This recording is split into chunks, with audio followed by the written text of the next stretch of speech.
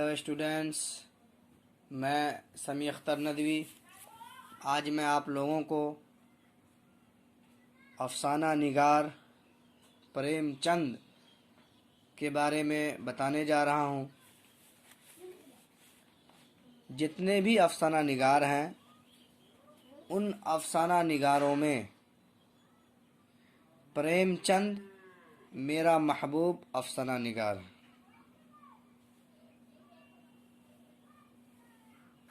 प्रेमचंद के अफसाने मुझे बहुत ज़्यादा पसंद हैं, इसलिए मैंने मुनासिब समझा कि आप लोगों को प्रेमचंद के बारे में बताऊं।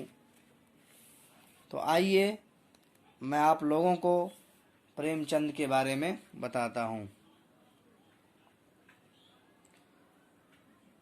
मैंने उर्दू ज़ुबान में मुख्तलिफ़ मुसन्निफ़ों की बेशुमार तख्लीक़ात पढ़ी है,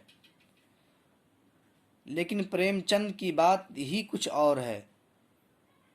उनके लिखे हुए अफसानों और नावलों ने मुझे काफ़ी मुतासिर किया है। प्रेमचंद हमारे महबूब अफसाना निगार हैं।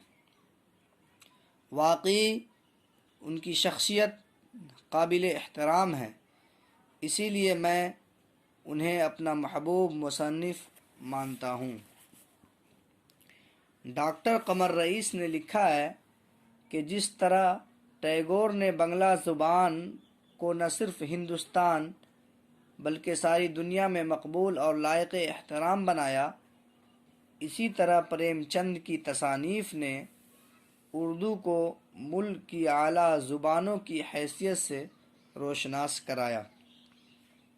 प्रेमचंद का अक़ीदा था कि ज़िंदगी से अदीब का ताल्लुक़ वही है जो मौज का ताल्लुक़ समुंदर से है।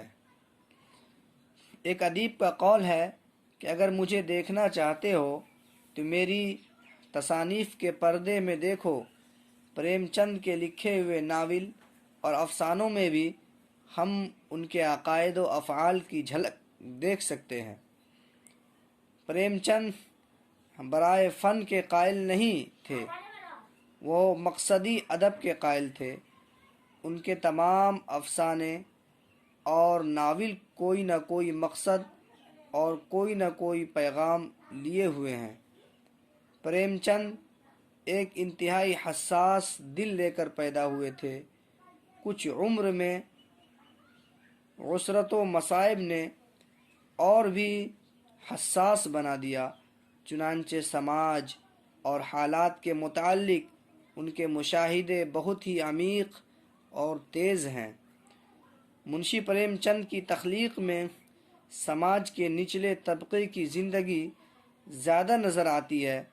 उन्होंने उस ज़माने की तस्वीर कशी की है जबकि गरीबों, किसानों की बदहाली और बेबसी का दौर था और तरह तरह की मुसीबतों का उन्हें सामना करना पड़ रहा था। ज़मींदाराना निज़ाम के दिन बदिन बढ़ते हुए जुल्म और गरीबों को रोंदते हुए उनके कदम की तस्वीर कशी हद दर्जा नुमाया है। उनके लिखे हुए नावलों और अफसानों को पढ़कर कारी कभी बेशबहा तफरीह महसूस करता है तो कभी मुफक्किर नज़र आता है, क्योंकि प्रेमचंद ने अपने अफसानों और नावलों में न सिर्फ दुख, दर्द और गरीबी अमीरी के तकरार पेश किए हैं, बल्कि उन्होंने एक ऐसा नुस्खा भी दिया है जिसकी रोशनी में समाजी ज़िंदगी फूल और फल सकती है। इंसान एक दूसरे के साथ मोहब्बत और भाईचारगी से पेश आ सकती है और कामयाबी की राह पर गामज़न हो सकता है। इन्हीं सारी खूबियों की वजह से प्रेमचंद न सिर्फ उर्दू अदब की दुनिया में बल्कि हिंदी ज़ुबान अदब में भी काबिल कदर हैसियत रखते हैं। उनके